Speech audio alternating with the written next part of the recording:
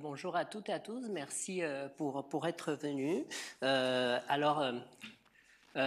me représente de manière très succincte. Je m'appelle Valentin Pereda, je suis professeur adjoint à l'école de criminologie de l'Université de Montréal et je suis chercheur régulier au Centre international de criminologie comparée aussi à l'Université de Montréal. Donc, si vous détectez un petit accent qui n'est pas tout le temps détectable, mais parfois c'est vraiment, vous allez remarquer. En fait, je suis mexicain, j'ai grandi à Mexico et le français c'est ma troisième langue. Donc, aussi, là, je vous prie de m'excuser là si je fais des erreurs là de prononciation ou parfois là, je me trompe avec les mots.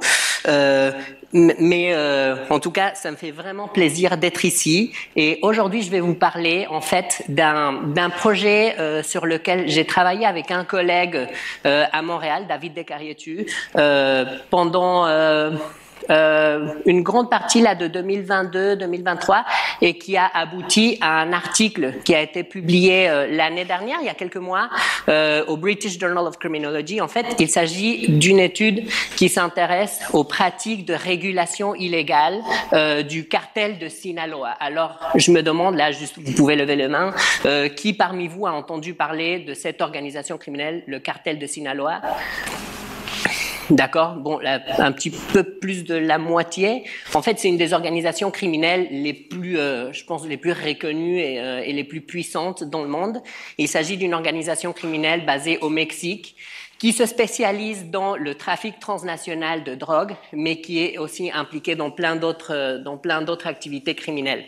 Alors, aujourd'hui, on va s'intéresser surtout à la résilience de cette organisation criminelle, parce que c'est une organisation qui dure là depuis plusieurs décennies, mais qui en fait a aussi montré une capacité assez impressionnante à s'adapter aux défis, à surmonter des difficultés et à persévérer dans des contextes et des environnements très difficiles, avec beaucoup de concurrence, avec beaucoup d'interventions, de répression de la part des forces de l'ordre et avec des fluctuations du marché des drogues assez importantes. Alors, juste pour commencer, pour vous mettre en contexte, là, voici de manière très rapide la structure de la présentation va être la suivante. Tout d'abord, je vais vous donner quelques éléments contextuels, vous évoquer de manière très rapide le problème de recherche. On va parler du concept de régulation illégale, puis ensuite, je vais parler vraiment de manière super rapide de la méthodologie qu'on a utilisée pour cette étude. Je vais vraiment me pencher sur le cas du cartel de Sinaloa et puis on finira par évoquer les conclusions de l'étude. Alors, juste pour la mise en contexte, encore une fois, là, qui reconnaît ce personne? Quelqu'un, là, il s'agit de El Chapo Guzmán, exactement. Donc, il s'agit de l'ancien leader du cartel de Sinaloa. C'est un des personnages criminels, je dirais, les plus célèbres actuellement. C'est quelqu'un qui dirigeait cette organisation au Mexique pendant, je dirais, les 2 premières décennies du 21e siècle. Quelqu'un qui a été arrêté à plusieurs reprises et qui s'est évadé de prison à plusieurs reprises aussi. Donc, il était aussi connu pour cela, parce qu'il s'était évadé, je pense, à 3 reprises de prison de sécurité maximale, une fois par hélicoptère, une fois caché dans le bac de linge sale, et puis la 3e fois à travers un tunnel de plus d'1,5 kilomètre qui, en fait, avait été construit par des ingénieurs qui travaillait pour son organisation et qui arrivait jusqu'en bas de sa cellule en prison. Donc, il a été arrêté une 3e fois en 2016. Il a été extradé aux États-Unis en 2017. Et puis, son procès légal a commencé à New York en 2018. Il a été trouvé coupable en 2019 et je pense que sa sentence est une sentence à vie dans une prison de sécurité maximale dans des conditions vraiment atroces au Colorado, aux États-Unis. Ce qui est intéressant, et une des raisons pour lesquelles j'évoque ce personnage, c'est qu'en fait, il a été chargé vraiment, il a été accusé d'avoir commis plusieurs crimes aux États-Unis et c'est pour ça que son procès légal a eu lieu aux États-Unis plus spécifiquement dans une cour à Brooklyn, dans la ville de New York. Et ce procès légal, puisqu'il s'est déclaré non coupable, a impliqué beaucoup de témoignages d'anciens collaborateurs, et ces témoignages ont été retranscrits, publiés, et constituent vraiment une mine d'or en termes de données pour comprendre le fonctionnement de cette organisation criminelle. Alors, ce personnage-là, je pense qu'il y a moins de personnes qui le reconnaîtraient, mais juste par curiosité, est-ce qu'il y a quelqu'un qui reconnaît ce personnage? Oui? Oui, exactement, qui s'appelle? S'appelle Ovidio. Donc, lui, c'est Joaquín Guzmán. Ça, c'est son fils Ovidio Guzmán. En fait, pourquoi j'ai mis sa photo? El Chapo, Joaquín Guzmán, a été arrêté en 2016. Comme j'ai dit, il a été extradé en 2017. Et puis, vraiment, l'objectif du gouvernement des États-Unis et du gouvernement du Mexique, à travers cette arrestation, était d'affaiblir la structure du cartel de Sinaloa, était de contribuer au démantèlement de ce réseau criminel. Mais en fait, ce qui s'est passé, c'est vraiment tout le contraire. Jusqu'à 2019, en fait, le gouvernement a essayé de continuer à traquer et à capturer les dirigeants de l'organisation, notamment les fils. Il a 4 fils de El Chapo.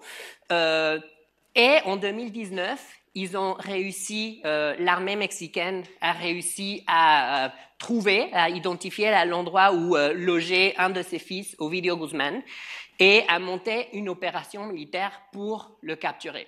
En fait, je ne sais pas si vous savez ce qui s'est passé. En fait, vous pouvez aller sur YouTube, il y a des vidéos quand même très impressionnantes qui montrent en fait que l'armée mexicaine est débarquée là où Ovidio était.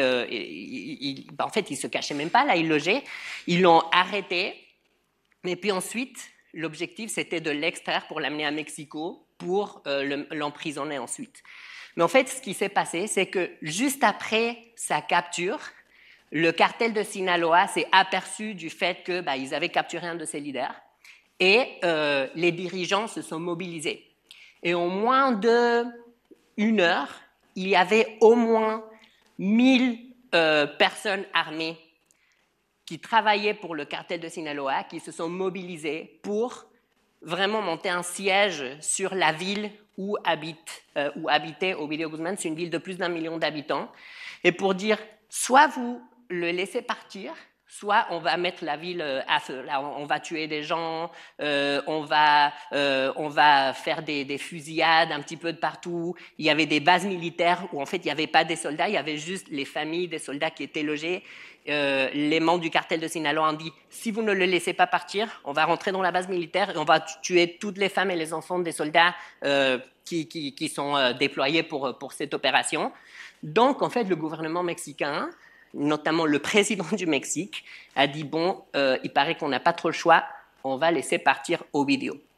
Ça, c'est assez intéressant parce qu'en fait, ça montre le fait que même si en 2016, El Chapo avait été capturé et après extradé, en 2019, le cartel de Sinaloa semblait être plus fort que jamais. Et d'ailleurs, il y a eu plusieurs articles qui montraient ça. Le cartel de Sinaloa, en fait, qui argumentait cela. Le cartel de Sinaloa est plus fort que jamais, même plus fort que pendant le règne le royaume de El Chapo.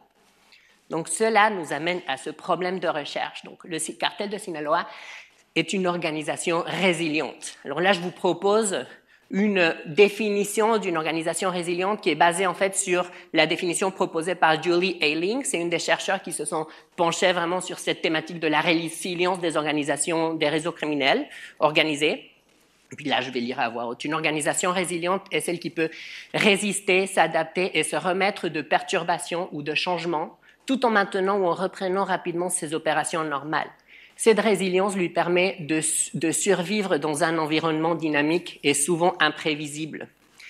Alors, tout le monde le constatait, le cartel de Sinaloa est une organisation qui est très résiliente, mais jusqu'à récemment, les facteurs qui permettaient de comprendre cette résilience demeuraient inexplorés. Personne ne s'était penché vraiment d'un point de vue scientifique là, sur les facteurs qui permettraient de comprendre cette résilience. Alors là, je vous ai mis une photo, encore un quiz. Là, quelqu'un reconnaît ça? Quentin? Exactement. Alors, c'est des fleurs de pavot qui sont utilisées dans la production de l'opium. Notamment, là, il s'agit d'un champ de pavot qui poussait vraiment au cœur du Sinaloa, c'est-à-dire là, le cœur là, de cette organisation criminelle, le cartel de Sinaloa. Derrière, vous pouvez voir, c'est un soldat de l'armée mexicaine. En fait, là, je trouvais ça assez emblématique, là, assez métaphorique, puisque, en dépit des nombreuses opérations militaires pour détruire les champs de pavot, en fait, cette industrie continue à exister au Mexique, au Sinaloa, et il y a l'opium, l'héroïne, qui continue à être produite de manière assez importante dans cette partie du Mexique. Alors,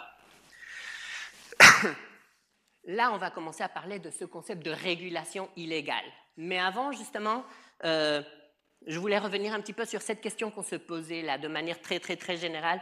Qu'est-ce qui nous permettrait d'expliquer la résilience du cartel de Sinaloa? Qu'est-ce qu'il y a là dans les caractéristiques qui définissent cette organisation qui pourrait nous permettre d'expliquer la résilience du cartel? Alors là, je vais évoquer brièvement un chercheur qui est très reconnu là, dans le champ d'études autour du crime organisé, Klaus von Lempe, qui dit en fait, si on s'intéresse aux organisations criminelles organisées, et on s'intéresse aux activités dans lesquelles elles sont souvent impliquées, on peut identifier 3 types d'activités. Les crimes prédateurs. Alors, encore un petit quiz là. Un crime prédateur, là je vais vous donner la définition et après vous pouvez me donner un exemple. Un crime prédateur, c'est un crime où il y a clairement une victime. Et il y a quelqu'un qui gagne, le criminel, et puis il y a quelqu'un qui perd, la victime. Est-ce que quelqu'un peut me donner un exemple d'un crime prédateur? Le plus bête possible. Exactement, un pickpocket. Tu prends ton portefeuille, tu n'as plus de portefeuille, tu es une victime, tu perds, là, celui qui a ton portefeuille, il gagne, c'est un crime prédateur. Ensuite, il y a les crimes consensuels, c'est-à-dire des crimes où il n'y a pas vraiment toujours de manière systématique une victime claire et un bourreau qui sont clairement identifiables. C'est des crimes où il y a des parties qui sont plus ou moins, qui se mettent d'accord pour la participation dans ce crime-là.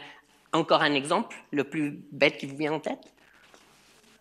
Exactement, merci beaucoup. C'est vraiment là, les plus emblématiques là, auxquels moi je pense chaque fois que j'essaie de montrer un petit peu là, quelles sont les définitions de ce type de crimes. Et puis finalement, il y a les crimes régulateurs. Alors ça, c'est la catégorie qui est un petit peu moins connue. Et c'est pour ça que je vous propose là, cette définition proposée par Benjamin Lessing. Alors lui, c'est pas un chercheur en criminologie, c'est un chercheur en sciences politiques qui est vraiment très, très reconnu aussi dans ce champ d'études autour de la régulation illégale ou la régulation criminelle. Lui, il définit la régulation illégale comme, de manière très simple, l'imposition de règles et le contrôle du comportement par un groupe criminel. Alors, est-ce qu'il y a quelqu'un qui pourrait me donner un exemple d'un crime régulateur? Je vous donne un. Est-ce que tu as le droit de vendre de la drogue dans mon quartier? Est-ce que tu as le droit de vendre de la drogue dans cette rue? Oui ou non? Si tu as le droit, alors je te laisse le faire. Sinon, quelles sont les conditions qui pourraient changer cela? Est-ce que tu vas devoir payer, par exemple, une taxe périodiquement pour avoir le droit de commettre des crimes? Là, ça peut être, par exemple, voler, vendre des drogues dans un territoire que je contrôle. Ça, c'est un type de crime régulateur. Et puis ensuite, Klaus von Lempe nous parle aussi des fonctions des groupes criminels, c'est-à-dire à quoi ça sert un groupe criminel, quelles sont les fonctions qu'il accomplit et qu'est-ce qui facilite pour les personnes qui sont impliquées. Klaus von Lempe nous dit, tout d'abord, les groupes criminels ont des fonctions entrepreneuriales, c'est-à-dire qu'ils facilitent l'échange de capital économique, de capital financier et de compétences qui sont nécessaires pour la commission de crimes complexes. Je vous donne un exemple. Vous êtes en Colombie, vous produisez de la cocaïne et vous souhaitez vendre cette cocaïne là où ça peut être vendu plus cher. Donc vous dites, moi je voudrais vendre ma cocaïne aux États-Unis ou au Canada, mais moi j'ai juste un système de production de cocaïne, j'ai pas les ressources nécessaires pour exporter cette cocaïne aux États-Unis, au Canada. Alors, je vais chercher quelqu'un qui possède ces ressources pour les mettre ensemble, pour pouvoir collaborer et pour pouvoir mener à terme cet objectif criminel. Donc là, on met ensemble des ressources entrepreneuriales et en concrétisant cette alliance, le groupe nous permet vraiment, nous fournit ces fonctions entrepreneuriales. Deuxièmement, les groupes criminels accomplissent des fonctions associatives. Cela veut dire que les groupes criminels vont aussi permettre l'utilisation de capital social. Par exemple, moi, je suis quelqu'un qui voudrait participer dans certains crimes, mais ici, je n'ai pas la réputation, personne ne me connaît. Je voudrais être impliqué là, dans un marché criminel spécifique, je ne sais pas, la vente de drogue illégale, mais je ne suis pas connu dans ce milieu-là. Peut-être que si j'étais associé à un groupe qui a déjà une réputation ici, qui est déjà connu par son implication dans les marchés criminels ici, dans un territoire, je pourrais alors être impliqué dans ce type d'activité. Donc, je vais chercher des personnes qui vont me donner cette réputation. Là, dans le cas du Canada, je ne sais pas en Suisse quel serait un bon exemple, mais dans le cas du Canada, un exemple vraiment très emblématique, c'est les clubs de motards hors la loi, les Hells Angels. Si toi, tu es un motard, tu veux être impliqué dans des activités criminelles, mais tu n'as pas la réputation. Si tu fais partie des Hells Angels, tu auras ce capital social, tu auras cette réputation, et quand tu arriveras, je ne sais pas, dans un bar et que tu vas dire « moi, je suis membre des Hells Angels », les gens vont te traiter de manière différente que si tu dis bah, « moi, je suis Valentin » et point à la ligne. Et puis, troisièmement, les groupes criminels accomplissent aussi des fonctions régulatrices. Encore une fois, les groupes criminels, à travers la coordination d'individus, permettent la mise en place de ce type de système où on va imposer des règles et contrôler le comportement de groupes de personnes dans des territoires spécifiques ou dans des marchés criminels spécifiques. Donc, on s'est posé la question, est-ce que cet aspect-là, l'aspect régulateur du cartel de Sinaloa, pourrait nous permettre de comprendre la résilience du groupe? Autrement dit, quelle est la relation entre les activités régulatrices du cartel de Sinaloa et la résilience du cartel de Sinaloa? On va se pencher encore un petit peu plus sur ce concept de régulation illégale, et là surtout dans les travaux de Benjamin Lessing, qui identifie 3 niveaux de régulation illégale. Donc tout d'abord, Benjamin Lessing nous dit, lorsqu'on parle de régulation illégale, on peut réfléchir tout d'abord aux règles qu'un groupe criminel va imposer sur ses propres membres. C'est-à-dire, tu fais partie de la mafia, je ne sais pas, de la Cosa Nostra, de l'Andrangheta ou des Hells Angels ou d'un cartel. Si tu fais partie du groupe, il y a des règles que tu dois suivre. Il y a des critères d'appartenance. Et si tu ne remplis pas ces critères, si tu ne suis pas ces règles-là, tu ne peux pas faire partie du groupe. Il y a des règles là, les plus récurrentes, souvent c'est des règles très sexistes, homophobes. Là, tu dois être un homme, tu dois être hétérosexuel, tu dois faire preuve de loyauté. Il y a tout un tas de preuves là, qui peuvent montrer là, que tu es compétent, que tu es loyal, etc., et que tu te comportes d'une certaine manière. Certains groupes, par exemple, vont interdire à ses membres de s'alcooliser ou de se droguer, parce qu'ils vont dire, bah, nous, on a besoin de personnes qui sont compétentes et qui vont être capables d'agir de manière vite et efficace. Donc, si tu fais partie de notre organisation, tu ne peux pas boire, tu ne peux pas te droguer. Tu peux vendre de la drogue, mais tu ne peux pas te droguer parce que nous, on ne veut pas des personnes avec des problèmes d'addiction dans notre organisation. Deuxièmement, là, le deuxième niveau identifié par Benjamin Lessing, c'est la régulation des marchés. Et là, je ne parle pas de marché dans le sens littéral, là, comme le marché, je ne sais pas, le marché de Palerme ou le marché, un marché où on va vraiment marcher, se promener. Je parle du marché dans le sens abstrait économique du terme. Donc, par exemple, le marché de la cocaïne, le marché du sexe, le marché d'organes, le marché de voitures volées. Donc, si on veut réguler un marché illégal, on va essayer d'imposer des règles, par exemple, sur qui peut participer dans ce marché-là. Si tu veux participer dans le marché de la cocaïne, est-ce qu'il faut que tu fasses partie d'une organisation criminelle spécifique ou pas? Est-ce qu'il faut que ton produit ait certaines caractéristiques, là, par exemple, en termes de qualité? Est-ce qu'il faut que tu t'engages à faire des business de manière récurrente ou pas? Et puis finalement, et je pense que souvent, lorsqu'on parle de régulation illégale, on évoque surtout ça, surtout lorsqu'il s'agit de pays en développement, c'est la régulation de la communauté, la régulation d'une communauté tout entière. Donc souvent, là, par exemple, un des exemples les plus emblématiques, c'est lorsqu'on évoque les favelas à Rio de Janeiro ou à Sao Paulo. Souvent, on parle de groupes criminels qui vont imposer leurs règles sur la communauté tout entière. C'est-à-dire, indépendamment de si tu fais partie ou pas de l'organisation criminelle, si tu habites dans cette favela ou si tu habites dans cette banlieue, je ne sais pas, là, dans certains quartiers en France, il va falloir que tu suives certaines règles. Quelles sont les personnes qui peuvent rentrer, quelles sont les personnes qui ne peuvent pas rentrer. Si tu rentres, est-ce qu'il faut que tu te comportes d'une certaine manière? Est-ce que tu as le droit, encore une fois, là, par exemple, de boire, de te bagarrer? Est-ce que tu as le droit de voler ou pas? Donc ça, c'est l'imposition de règles sur les membres, là, tous les habitants d'une communauté, d'un territoire spécifique.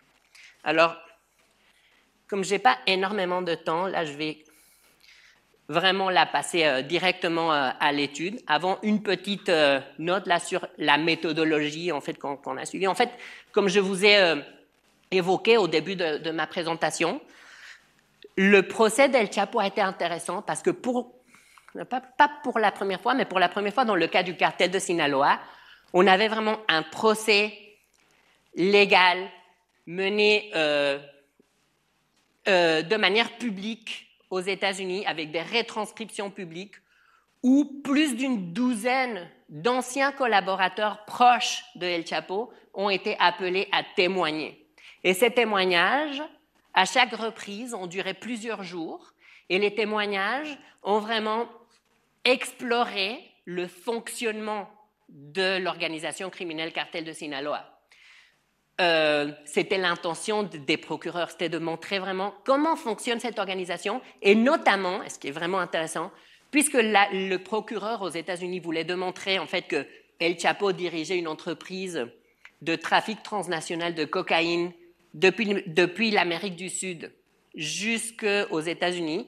En fait, l'intérêt, c'était de montrer et comment fonctionne cette entreprise d'exportation transnationale de cocaïne. Comment est-ce que ça fonctionne? Cela a produit plus de 10 000 pages de témoignages où il y a vraiment beaucoup de détails sur le fonctionnement du cartel de Sinaloa. Et en fait, là, on peut voir que certains des éléments qu'on souhaitait explorer ont été, je ne dirais pas démontrés, mais il y a beaucoup d'éléments qui permettent de penser qu'en fait, il y a un lien assez intéressant entre les pratiques de régulation du marché, là je reviens vite ici, les pratiques de régulation du marché de la cocaïne par le cartel de Sinaloa et la résilience de cette organisation. Donc là, on s'est penché sur 4 dimensions de cette régulation du marché. Alors là, je vais parler des 4 là, qui sont présentes dans l'article. Il s'agit de la dimension judiciaire. Donc là, je vous donne vite fait là, les définitions qui sont dans chaque diapo, et puis on va revenir à cette diapo-là. Donc, la régulation judiciaire, il s'agit de pratiques de régulation qui incluent des services tels que la résolution de conflits ou l'application d'accords contractuels. C'est-à-dire, tu as un conflit avec un autre membre du cartel ou avec une autre organisation criminelle, on va établir des systèmes pour résoudre cela de manière pacifique, idéalement.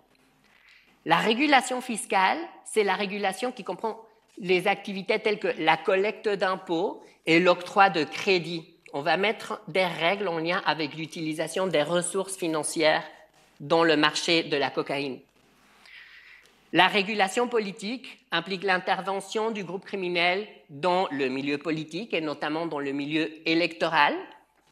Et puis finalement, la régulation normative concerne l'imposition de règles concernant le comportement des membres du cartel, notamment ce qui concerne la participation dans certains crimes spécifiques ou la participation dans ou l'interdiction de certains comportements.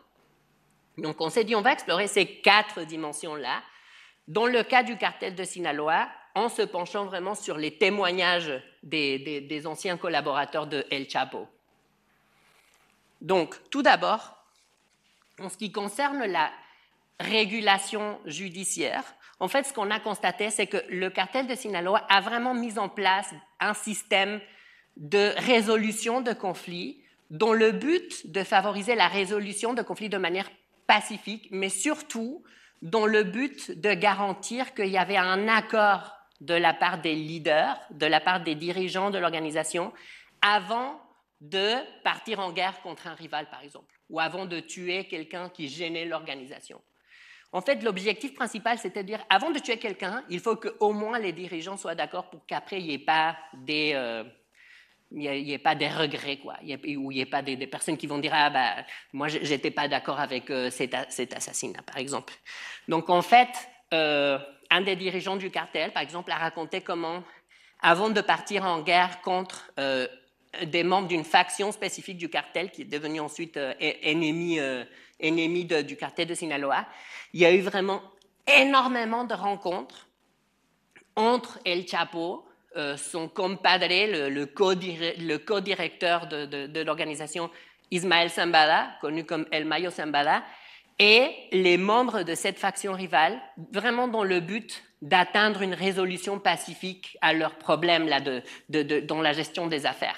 Et c'est après, je pense, 4 ou 5 rencontres échouées que finalement, il y a une rencontre finale entre El Chapo, El Mayo et puis les autres dirigeants du cartel de Sinaloa qui se sont dit, bon, ça ne marche pas, bon là, on passe à l'action, on va tuer les dirigeants de cette faction rivale. Donc là, le but, c'était vraiment d'assurer un consensus dans le leadership de l'organisation. Quentin, est-ce que tu peux me dire combien de temps il me reste pour savoir si je donne plus d'exemples ou si je passe Ok, super. Donc, je pense que je peux... je vais passer de toute façon à l'exemple suivant. Donc, en ce qui concerne la régulation fiscale, c'est vraiment intéressant aussi parce que lorsqu'on parle d'entreprise légale, en fait, ce n'est pas du tout surprenant de se dire, bon, on va signer un contrat, on va s'engager à un projet de collaboration à 5 ans, à 10 ans, on va voir comment ça marche entre cette entreprise qui est localisée, je ne sais pas, en Suisse et cette autre entreprise qui est localisée au Canada et on va s'engager à établir des liens de collaboration. Mais lorsqu'on parle d'entreprises illégales, ce type d'accords sont beaucoup plus difficiles. Parce qu'en fait, les entreprises illégales ne peuvent pas faire appel, par exemple, à des contrats, à des régulations, à des législations pour dire bah, c'est comme ça qu'on va faire, on s'engage à suivre ces démarches, on s'engage à respecter les lois du pays où on veut faire des affaires, etc., etc. Dans le cadre des organisations criminelles, il y a ce dilemme crucial qui est vraiment comme au cœur des recherches autour du crime organisé, c'est le problème de la confiance. Plus spécifiquement le problème de la méfiance entre criminels qui ne savent pas, si cette personne-là ne respecte pas les accords, comment est-ce qu'on va faire? On ne peut pas porter plainte. On ne peut pas les amener dans une cour civile et dire ils n'ont pas respecté le contrat, ils n'ont pas respecté les engagements. Alors comment est-ce qu'on peut surmonter ces problèmes de base lorsqu'on est impliqué dans une organisation, dans une entreprise criminelle, surtout dans l'occurrence une entreprise de trafic transnational de drogue. Et en fait, ce qu'on s'est rendu compte, c'est que le cartel de Sinaloa a quand même réussi à travers justement la répétition de pratiques où le cartel de Sinaloa respectait ses engagements, a réussi à produire une confiance assez forte entre les membres de l'organisation au Mexique, les fournisseurs de cocaïne en Colombie et en Équateur, et puis les grossistes, notamment à Chicago. Et ce système de confiance leur a permis vraiment de s'engager à partir dans des projets, là, des grands projets, là, des gros projets d'exportation de cocaïne qui impliquaient plusieurs tonnes, l'exportation de dizaines de tonnes de cocaïne depuis la Colombie jusqu'aux États-Unis, dans des périodes assez longues. Ce n'était pas des, comme on dirait en anglais, des one-off trade-offs, là, des one-off exchanges, où c'était comme, bon, on s'engage à faire ça cette fois-ci, et voilà, c'était comme, on s'engage à collaborer pendant une période d'1 an ou 2 ans, dans le but de pouvoir introduire 20, 30, 40 tonnes de cocaïne aux États-Unis et au Canada ou exporter cela en Europe. Juste une seconde. Alors, ils ont mis en place des règles justement qui stipulaient les droits et les obligations contractuelles des partenaires d'affaires du cartel, notamment ce qui concernait la qualité, par exemple, de la cocaïne. Et ils ont aussi réussi à mettre en place, et c'est ça que j'ai trouvé vraiment fascinant là dans les témoignages, des systèmes de crédit où la confiance était telle que parfois c'était comme, bon, écoute, je te donne de l'argent et puis toi tu t'engages éventuellement à me fournir de la marchandise. Il y avait des situations aussi de confiance au sein du cartel où, par exemple, non, je vais vous donner un autre exemple qui est encore plus emblématique. Là, cette personne-là, qui est en train de, en fait, là, juste une petite parenthèse, toutes les peintures, en fait, ont été dessinées par les dessinateurs officiels de la cour à New York. Les cours aux États-Unis ont toujours des... Je pense que c'est parce qu'il y a une interdiction, je pense, de prendre des photos. Il y a des gens qui sont embauchés pour dessiner le procès. Et là, tout ça, c'est les peintures officielles issues là, du procès d'El Chapo. Là, il s'agit d'un ancien trafiquant colombien. Je ne me rappelle plus de son nom, mais son surnom, c'était Chupeta. Et là, lui, il disait, en fait, à un moment donné, le cartel de Sinaloa devait me rembourser 42 millions de dollars. Et puis El Chapo a été emprisonné. Et c'est lui qui me devait de l'argent. Donc en fait, j'ai eu peur parce que c'est lui qui me devait l'argent. Tout d'un coup, il est emprisonné. Mais en fait, ce qui s'est passé, c'est que les dirigeants du cartel m'ont contacté et m'ont dit « Ne t'inquiète pas, le cartel prend cette dette et on va te rembourser pour tout l'argent que El Chapo te doit. Comme ça, on peut continuer à faire du business ensemble et tu vas continuer à confier dans l'organisation. » Il y a juste aussi, avant que j'oublie, c'est aussi anecdotique là, pour cette première partie-là, la régulation judiciaire, la résolution de conflits. Il y a aussi Chupeta, dans ses témoignages, qui à un moment donné évoque le fait que ses contacts aux États-Unis, notamment à New York, l'appellent et lui disent « Écoute, la cocaïne que tu es en train de nous vendre, c'est de la merde, c'est pas de la bonne qualité. » Et lui dit, mais pourtant, moi, je vends de la cocaïne qui est vraiment pure, de bonne qualité. C'est le cartel de Sinaloa qui s'occupe de transporter la drogue depuis la Colombie jusqu'aux États-Unis. Donc, dans le trajet, il y a quelque chose qui se passe. La cocaïne perd sa qualité. Il y a quelqu'un qui est en train de voler des montants de cocaïne, de mélanger la cocaïne avec d'autres produits. Et moi, j'aime pas ça parce que ça va nuire à ma réputation. Donc, dans un contexte, là, par exemple, d'un film où souvent, ce qu'on penserait, la conséquence, c'est que Chupeta va se sentir trahi et puis il va partir en guerre avec le cartel.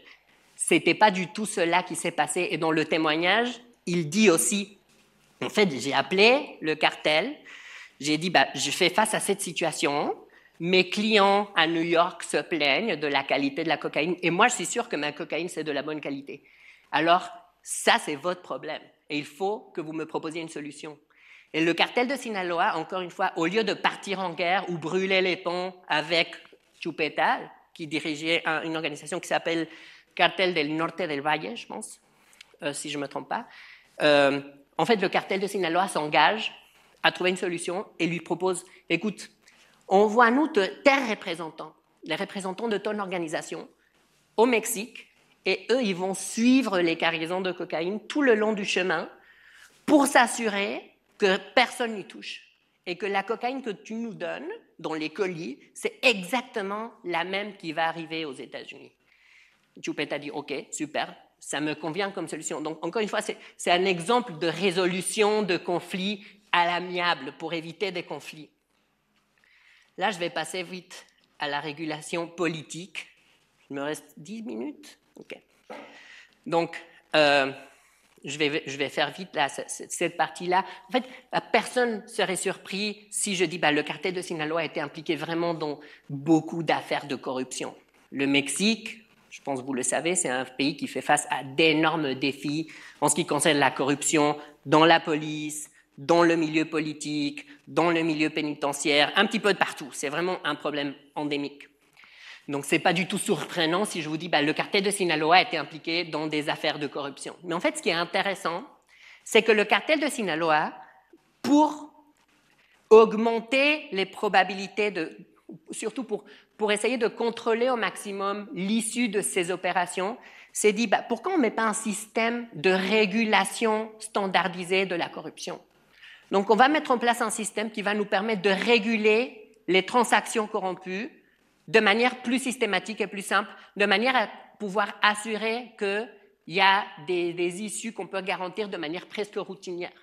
Donc, par exemple, ce qu'ils ont fait, c'est qu'ils ont créé toute une branche du cartel qui était composée de spécialistes comptables, de personnes qui avaient étudié de la comptabilité, et c'est eux qui géraient tous les pots de vin qui étaient déversés de manière mensuelle aux fonctionnaires de bas et de moyen niveau. Donc, si tu étais un fonctionnaire, un chef de police municipale, un maire d'un village ou d'une ville stratégique, un dirigeant d'une base militaire plus ou moins importante, là, c'était des versements routiniers qui étaient gérés par une équipe de comptables. Lorsqu'il s'agissait des gros pots de vin, c'est-à-dire corrompre des dirigeants de l'armée, des dirigeants de la police, des hommes politiques du niveau fédéral vraiment bien placés. Là, ces pots de vin étaient gérés directement par le leadership du cartel. Mais en fait, la mise en place de ce système de corruption a permis au cartel de Sinaloa de maximiser l'issue positive de ces affaires en garantissant qu'il ne devait pas à chaque fois se poser la question « est-ce qu'on lui donne de l'argent ou pas? Est-ce que cette personne, il faut la corrompre ou pas ?» Là, c'était vraiment comme déjà préétabli.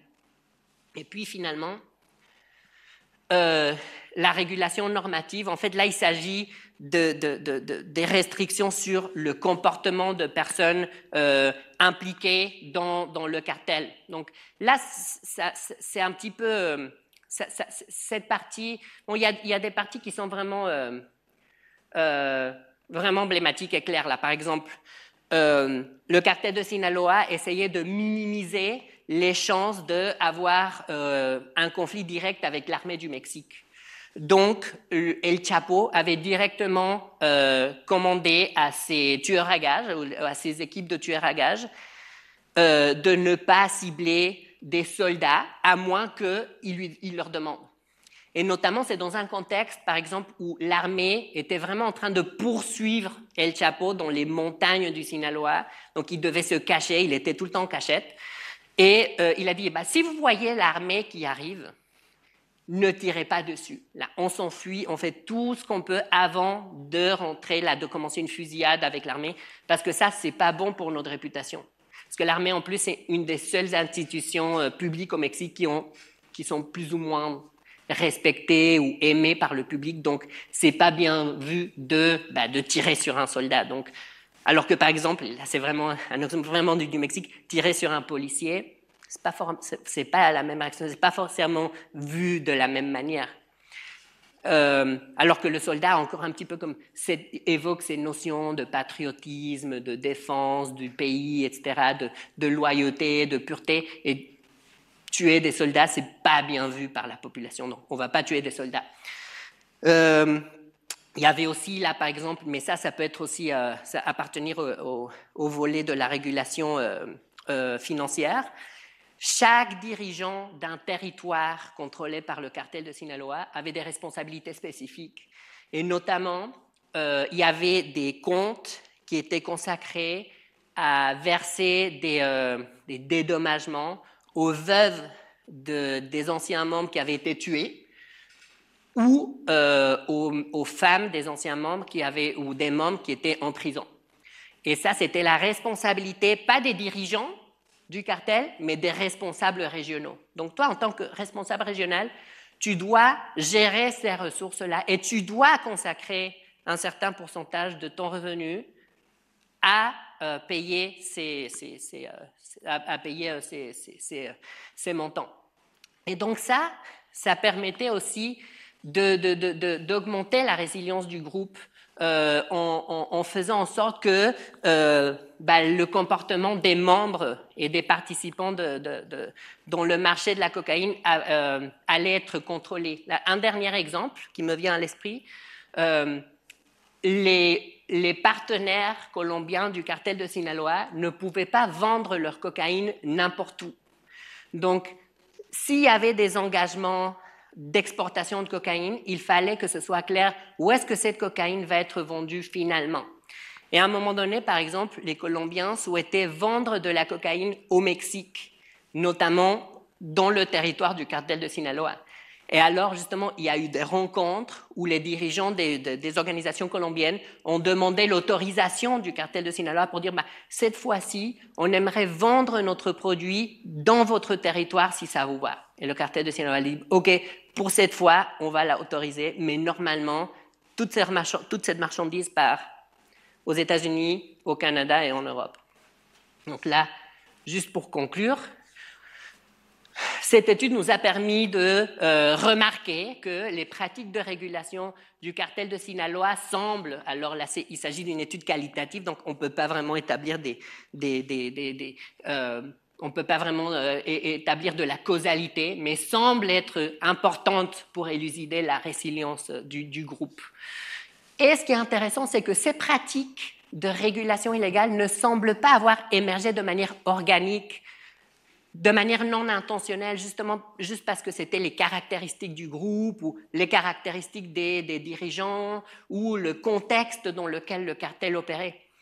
Au contraire, ces pratiques de régulation illégale semblent être le résultat d'efforts intentionnels de la part des dirigeants de l'organisation comme El Chapo ou El Mayo Zambada pour assurer la survie de l'organisation et l'endurance de l'organisation dans le moyen et le long terme. Alors, si vous souhaitez consulter les résultats de cette étude, ils sont disponibles dans l'article que je vous mets ci-dessous. Je pense que Quentin va vous partager le PDF de ma présentation. Je vous remercie beaucoup et s'il y a encore le temps d'une ou deux questions, merci.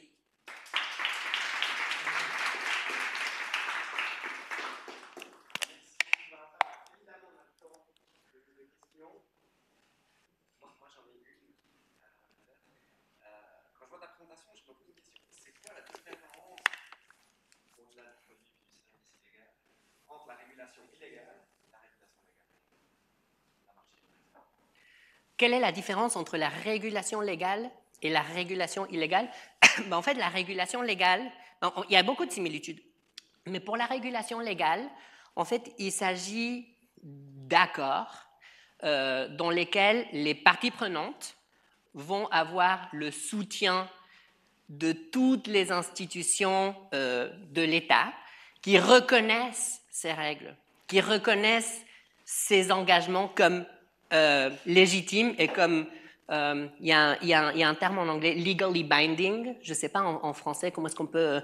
il y a un terme spécifique, on sait obligatoire, là,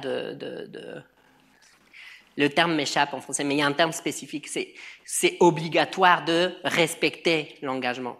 Et si tu conclus un contrat avec quelqu'un, un contrat pour un emploi ou pour acheter un appartement, pour un service, et que la personne ou l'entreprise ne respecte pas ses engagements, alors tu peux sentir, s'il s'agit de la régulation légale, que tu auras le soutien de tous les instruments légaux, de toutes les institutions légales pour porter plainte et pour pouvoir résoudre la situation à travers, dans la dernière instance, l'utilisation du monopole de la violence par l'État. C'est-à-dire, je vais t'obliger, puisque c'est moi l'État, l'autorité ultime, je vais t'obliger à repayer ce que tu n'as pas donné, à fournir le service que tu t'es engagé à fournir. Si tu as volé, je vais t'obliger à dédommager cette personne et en plus, tu vas aller en prison. Alors que lorsqu'il s'agit de régulation illégale, et là c'est vraiment important, c'est quelque chose que j'aborde dans mon cours en crime organisé, il s'agit de types de règles qui ont pour but justement d'établir des règles et de contrôler le comportement des individus dans des entreprises ou dans des activités qui sont explicitement interdites par la loi. Alors, il y a une troisième catégorie que je n'ai pas évoquée tout le long de ma présentation, mais il y a aussi beaucoup de recherches en lien avec cela, c'est la régulation extralégale. C'est-à-dire la mise en place de règles ou de contrôle du comportement des personnes dans des contextes où tu n'es pas en train d'utiliser les instruments de la loi, là, les instruments légaux, mais tu n'es pas impliqué dans des activités illégales non plus. Et ça, on peut le voir là, c'est vraiment typique dans des pays, par exemple, dans des pays en développement, dans les marchés, par exemple, où on va surtout compter sur la réputation, par exemple, la réputation ou le respect des autres ou le fait que si tu participes dans un marché et que tu montres que tu vas respecter tes engagements, alors tu auras le soutien de la communauté, même si tu n'es pas vraiment en train de signer un contrat, par exemple. Tu es tout simplement en train de dire « moi, je m'engage à respecter cela, je ne signe pas de contrat, si je ne le fais pas, vous ne pouvez pas porter plainte. » Mais en revanche, si je ne respecte pas mes engagements, vous pouvez me punir d'une autre manière. Vous pouvez me punir, par exemple, en refusant de mener du business avec moi dans le futur, en refusant d'acheter mes produits ou en vous engageant à que tous les membres de cette association ne vont plus faire du business avec moi. Donc là, il s'agit de la régulation extralégale. Donc, c'est les trois types de régulation qu'on explore là lorsqu'on s'intéresse à ce type d'activité. Mais là, ce qui est vraiment un champ d'études en plein développement, c'est celui en lien avec la régulation illégale ou la régulation criminelle. Et c'est un champ qui se développe autant en criminologie et en sciences politiques. Voilà. Merci. Merci à vous.